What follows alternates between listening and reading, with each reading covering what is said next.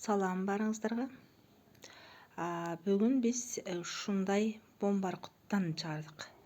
Бомбаркут жеңил, бул өтө белге ыңгайлуу. Караңыздар, свети да сонун бунунчу. Мындай куулуп турат свети. Караңыздар, өтө сонун чыкты. Чекелери окантовка менен тигилди. Этегине да окантовка коюлду. Окантовка менен тиктик этегин дагы. Чөнтүктөрү бар.